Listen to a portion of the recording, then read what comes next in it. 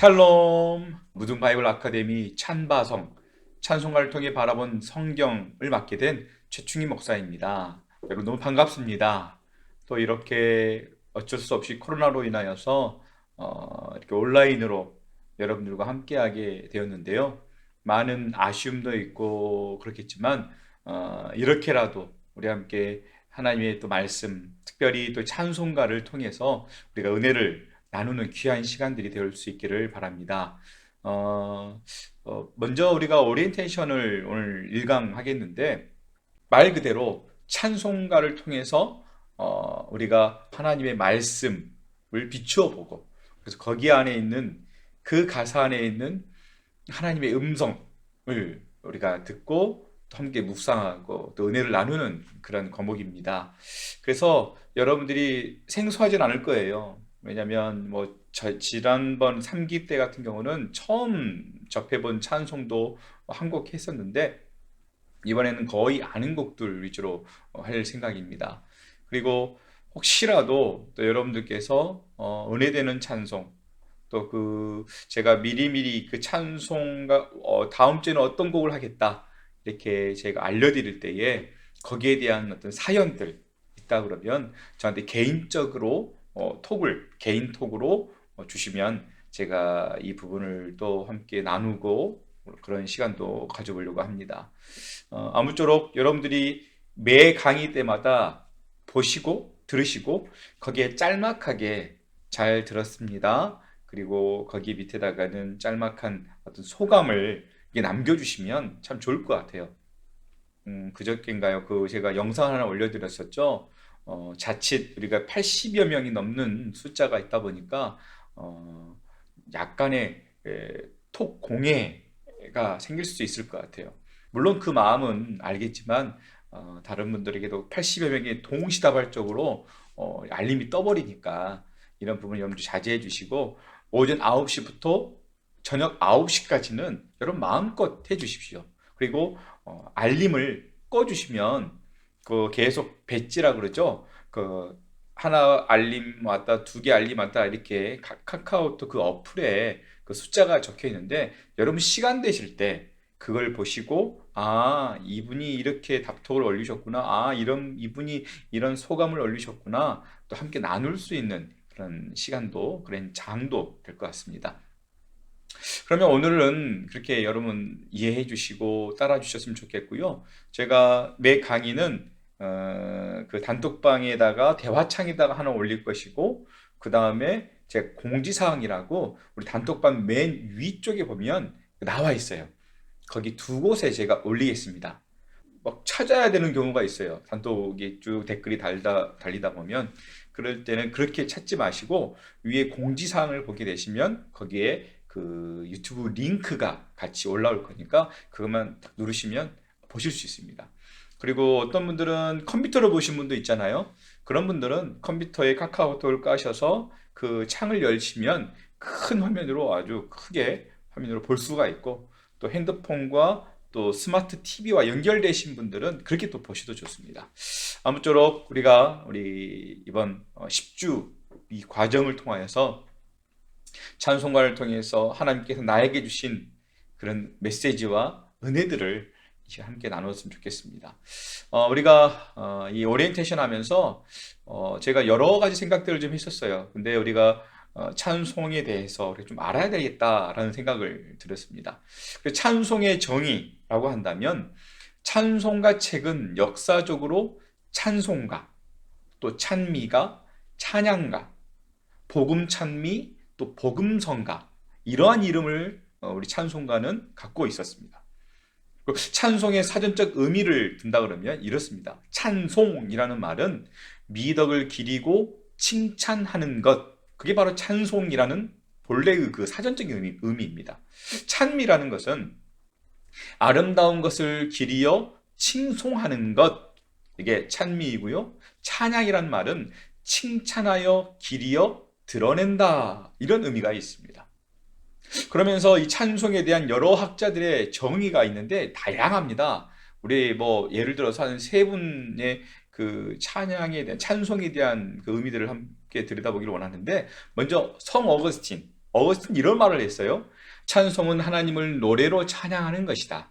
찬송이란 하나님을 찬양하는 노래이다. 만일 하나님을 찬양하고 노래하지 않으면 그것은 찬송하는 것이 아니다. 또 만약 하나님을 찬양하지 않고 노래하기만 하면 그것은 찬송하는 것이 아니다. 그러므로 찬송에는 세 가지 요소인 찬양과 하나님 그리고 노래가 포함이 되어야 된다. 이게 찬송이다라고 얘기합니다. 데이비스라고 하는 목사님은 이렇게 말합니다. 찬송은 인간이 하나님에 관하여 하나님께 아뢰는 노래이고 인간이 인간에게 관하여 하나님께 아뢰는 노래이며 인간이 하나님에 관하여 인간에게 말하는 노래이다. 좀 어려운 이야기인 것 같죠? 하지만 찬송은 하나님과 인간, 또 인간과 하나님, 그리고 인간과 인간이 하나님을 향하여서 높여드리는 것이다 라는 것이죠. 리 플레이드라고 하는 교수가 있는데 이런 말을 했어요. 찬양이란 축제적인 예배이며 하나님을 영화롭게 하고 높이는 것이며 밖으로 표현하는 행위이며 열성적인 것이며 선언과 선포이며 하나님의 속성과 이름 그리고 행위가 중심이며 넘치는 기쁨의 발산이다 라고 이야기합니다. 그러면서 기독교 찬송의 의미가 있다면 이렇습니다. 하나님을 믿는 자들이 하나님의 은혜에 감사하여 하나님의 영광을 위해 뚜렷한 주제를 가지고 노래로 표현하는 기능 음악이다. 이게 기독교 찬송의 의미다라고 우리가 정의해 볼 수가 있겠죠. 그렇다면 찬송에 대한 히브리어, 구약을 말하겠죠. 히브리어의 의미가 있어요. 구약 성경에 쭉 보면 찬양에 대한 어떤 이야기들이 쭉 나오는데 거의 이런 단어들이 좀 사용을 되는데 한번 봐볼까요? 먼저 할랄이라는 단어가 있습니다. 하나님을 찬양하는 말 중에서 가장 최고의 표현이 할렐루야입니다. 이 할렐루야는 할랄에서 파생이 됐는데 할랄의 여호와를 뜻하는 야가 합하여서 만들어진 말이 바로 이 할렐루야가 되는 것이죠. 할랄은 구약에서만 99번이나 사용이 됐습니다. 이 할랄의 뜻은 뭐냐면 칭찬하다, 자랑하다, 축하하다, 어리석게 보일 정도까지 자랑하다, 바보스럽게 보일 정도로 시끄럽게 하다, 이런 뜻이 있습니다. 그래서 이 할랄이 제일 많이 쓰여 있는 구약의 성경이 있다면 그건 바로 시편이 되겠죠. 그리고 두 번째로 히브리어의 단어가 있는데 야다라는 말이 있습니다. 이 야다. 이 야다는 구약에 나오는 찬양의 의미로서 할랄 다음으로 많이 쓰이게 됩니다. 이 야다의 뜻은 뭐냐면 두 손을 높이 들고 감사함으로 경배하다, 두 손을 치켜 들다, 이런 뜻이 있습니다. 이 낱말에서 우리가 알 수 있는 것처럼 찬양에는 신체적인 행위, 몸을 움직이고 어떤 동작을 취하고 이런 행위를 수반한다는 것을 우리는 알 수가 있죠. 그래서 예배에서 바디 워십 또는 몸 찬양, 율동을 하기도 하는데 이 적절한 몸 동작은 자연스러운 성경적 표현일 것입니다. 그런 의미에서 우리가 때로는 자리에서 앉고 일어서고 손뼉을 치고 손을 높이 들고 고개를 숙이거나 위로 향하는 이런 행위는 정말로 성경이 말하는 자연스러운 하나님을 찬양하는 행위인 것이죠. 그래서 시편 63편 4절에 보니까 이렇게 말씀합니다. 이러므로 내 평생에 주를 송축하며 주의 이름으로 인하여 내 손을 들리다, 이렇게 기록되어 있습니다. 두 손을 들고 감사함으로 하나님을 경배하는 것이야말로 최고의 표현이다라는 것이죠. 그 다음 바락이라는 말이 있습니다. 바락. 이 바락은 구약에서 축복 또는 하나님으로부터 축복, 또 사람 사이에서의 축복, 이 축복을 나타내는데 사용이 됩니다. 그러니까 이 바락이라는 말은 하나님의 축복과 사람 사이에서의 축복을 이야기하는 것이죠. 이 축복할 때에 또 찬양의 이 의미가 들어가기도 합니다. 그 다음에 테힐라라는 말이 있습니다. 테힐라. 이 말은 노래하다 또는 칭찬하다라는 뜻입니다. 또 성경에는 이 자마르라는 말이 있습니다. 이 자마르라는 말은 악기줄을 퉁기다, 노래하다, 찬양하다라는 뜻이죠. 여기서는 특별하게 악기가 등장하고 있음을 볼 수 있습니다. 그 악기에 맞추어서 찬양하는 것을 말하는 것이죠. 이해를 돕기 위해서 역대상 16장 9절에서 이렇게 말씀하고 있습니다. 그에게 노래하며 그를 찬양하고 그의 모든 기사를 전할지어다 라고 쓰여 있는데, 그에게 노래하며 그를 어떻게 찬양한다 라고 말하고 있어요. 그를 찬양하고가 바로 악기를 동원하여서 하나님을 찬양한다 라는 뜻입니다. 그래서 현대어 성경에 보니까 16장 9절에 이렇게 기록을 하고 있더라고요. 읽어보겠습니다. 여호와의 영광을 위하여 풍악을 울리며 노래하고 그분의 놀라운 일들을 전하고 알려라. 이 자마르를 보면 우리 하나님은 어때요? 다양한 찬양의 표현을 요구하시고 기뻐하신다는 것을 알 수가 있습니다. 그러니까 예전에는 90년대 또 2000년대 그때만 해도 악기를 사용하는 것은 드럼을 사용하고 일렉 기타를 사용하는 거, 그것은 사탄의 음악이다, 그런 말들을 하는데 그거 아니라는 것이죠. 아무리 사탄을 향한 악기였다 할지라도 그 악기가 변모되어서 하나님을 찬양한다라고 한다면 하나님은 어때요?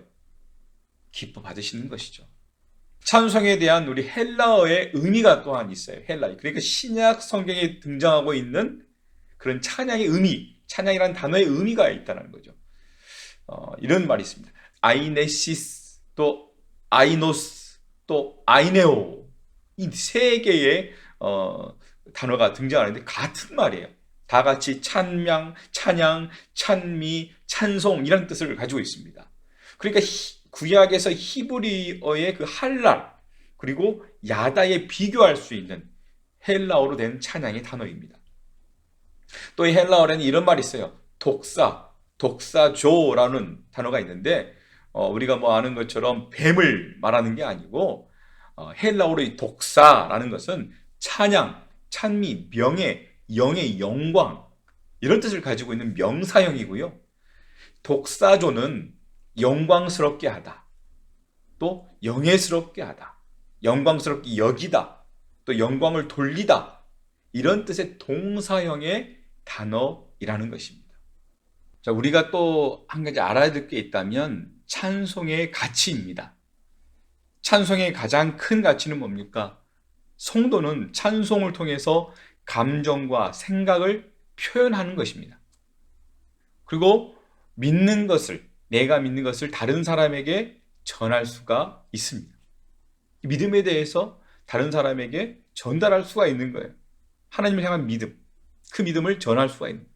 또 세 번째로 우리가 든다면 찬송의 가치는 친밀한 교제를 이룰 수가 있다는 거예요.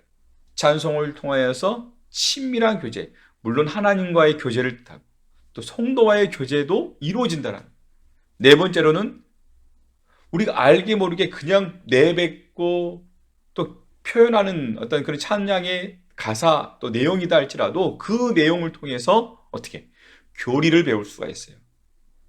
하나님을 향한 교리, 신학적인 교리, 우리가 잊어서는 안 될 그런 교리들을 배울 수가 있다는 것입니다. 다섯 번째로는 찬송을 통해서 성도는 날마다 승리의 삶을 유지할 수가 있다라는 것입니다. 이게 바로 큰 찬송의 가치입니다. 이에 대해서 신학자 칼바르트는 찬송에 대해서 이렇게 말하는 것을 볼 수가 있습니다. 찬송가 책은 내가 당시 철부지였던 어린 시절에 처음으로 신학 교육을 받았던 교과서였다. 이런 말을 남긴 적이 있습니다. 크리스천은 어때요? 이 찬송을 듣고 부름을 통해서 스스로 교육에 참여하는 것이죠. 이미 신학적 교리를 배우기 전부터, 내가 체계적으로 공부를 하기 전부터 입으로 시인하면서 삼일체 하나님을 찬송을 통해서 공부하고 자연스럽게 배우게 된 것입니다. 자, 찬송의 역사를 우리 함께 들여다볼 텐데, 찬송의 역사는 크게 종교개혁 이전의 찬송과 이후의 찬송으로 나눌 수가 있습니다. 특히 구약 시대의 찬송에 대해서는 성경을 통해서 우리가 추정할 수밖에 없는데, 이때는 성전 예배와 회당 예배, 크게 성전 예배와 회당 예배로 크게 나눌 수가 있습니다. 성전 예배는 희생의 제물을 바친, 그래서 전문인이 주도한 의식적인 예배였다면, 회당 예배는 그 반대겠죠. 하나님의 말씀, 성경, 찬송, 기도로 이루어진 회중 중심의 예배였음을 우리 볼 수가 있습니다. 먼저 성전 예배에서는 제사장 가문인 이 레위 지파 중에서 선택되어진 사람들이 음악을 맡게 됩니다. 이들은 역대상에 보면은 제사장들과 마찬가지로 성별된 복장을 하고 찬양하게 되는데, 악기가 사용되었습니다. 많은 악기들, 정말 희한한 악기들 사용됐죠. 또 이들은 전문화된 음악 교육을 받게 됩니다. 많은 인원이 찬양대원으로 또한 임무를 맡게 되었던 거죠. 그러면 이제 회당 예배에서는 어떻습니까? 성전이 아닌 회당에서 드리는 예배로 성전보다는 친근감이 있는 것이었습니다. 회당에서 드리는 예배는 찬양하는 집으로서 하나님께 감사의 찬양을 항상 드렸던 것. 이곳에는 어때요? 그래서 찬양과 기도와 가르침이 강조가 되었습니다. 특히 바벨론 포로 생활에서 하나님께 드렸던 이 신앙의 고백과 간구와 찬양, 그리고 감사의 찬양이 주로 불리워지게 되었었습니다. 그리고 성전 예배에서 소수 레위인에게 맡겨졌던 이 찬양의 직무가 회당 예배에서는 평신도에 참여라고 하는 비교적 덜 형식적인 예배의 영향으로 손쉽게 우리 회중들과 함께하는 불러지는 그 찬송으로 이루어지게 됩니다. 그래서 이제 큰 규모의 기악 합주보다는 어떻습니까? 주로 목소리로 이루어지는 찬송이 주를 이루게 되죠. 이들은 일상생활의 의사 전달 수단인 일상의 언어를 가지고 하나님께 예배할 수 없다, 이런 생각들이 있었기 때문에, 그래서 이 일상적인 이 언어로 우리 종교심을, 하나님을 향한 이 경외심을 불러 일으킬 수 없다라고 생각했었습니다. 그래서 찬양은 물론 성경 봉독, 신앙 고백, 기도까지도 어떤 걸로? 시편의 찬송시로 하나님을 노래하고 고백했던 것으로 우리는 추측할 수가 있습니다. 기독교 예배는 독자적으로 나타난 부분도 있었지만 성전 예배와 또 회당 예배 안에서 이게 어우러져 이루어지게 됩니다. 그래서 예수님의 승천 후 초대교회 기독교인들은 회당 예배에서처럼 시편의 시구를 사용했었으며 또 찬송을 그렇게 만들어서 사용하게 됩니다. 많은 크리스찬들은 이렇게 찬송을 통해서 하나님을 찬양하고 하나님에 대한 그 믿음과 감사를 표현했습니다. 그리고 하나님을 향한 찬송은 그 자체만으로도 위대했고 또 능력이 있었죠. 그리고 사람을 감동을 시키고 변화를 시켰습니다. 그래서인지 이 당시 다른 이단 종파들도 하나님을 향한 찬송을 가져다가 자신에 맞게, 자신의 신에 맞게, 자신을 이단 종파들 자신들이 교주가 되잖아요. 자신을 드러낼 수 있는, 예배할 수 있는, 경외할 수 있는, 그렇게 이 찬송을 가져다가 사용을 하게 되죠. 그래서 사도 바울은 그런 이단 종파랄지 잘못 알고 찬양하고 있는 그런 성도들에게 고린도전서 14장 26절에서 이렇게 말합니다. 그런즉 형제들아 어찌할까? 너희가 모일 때에 각각 찬송시도 있으며 가르치는 말씀도 있으며 계시도 있으며 방언도 있으며 통역함도 있나니 모든 것을 덕을 세우기 위하여 하라라고 권면하고 있습니다. 또 에베소와 골로새 교회의 교인들에게 어떻게 말합니까? 시와 찬미와 신령한 노래를 부르라 라고 말하면서 자칫 이 찬양하는 이것들이 남용되거나 또 다른 이단 종파에게 휩쓸려서 그런 식으로 찬양하게 되지 않을까? 자신들을 드러내고 사람을 찬양하고 그렇게 되지 않을까? 그게 대해서 늘 경계를 늦추지 마라, 이런 당부를 하고 있음을 볼 수가 있는 것이죠. 이처럼 찬송은 구약시대 또 초대교회 예배에서 가장 중요한 부분이기도 했습니다. 앞으로 우리가 10주간 진행되어지는 그 찬송가를 통해서 우리에게 크나큰 믿음의 성장과 또 각각의 찬송 안에 숨겨진 그런 하나님의 음성을 듣고 순종할 수 있길 바랍니다. 그럼 이것으로 제4기 무등 바이블 아카데미 찬바성 1강을 마치도록 하겠습니다. 우리 다음 주 2강부터는 찬송가 곡을 함께 나눌 텐데 다음 주에는 어떤 곡이냐면 찬송가 250장 구주의 십자가 보혈로 이 찬송가 곡을 함께 또 불러보고 또 들여다볼 수 있도록 하겠습니다. 여러분 기대해 주시길 바랍니다. 그리고 기도해 주셔야 돼요. 신방도 하고 또 이런 영상도 찍어야 되고 또 저 같은 경우는 또 중등부를 또 맡고 있습니다. 이 중등부를 아이들한테 말씀을 전할 때 일주일 동안 고민을 해요.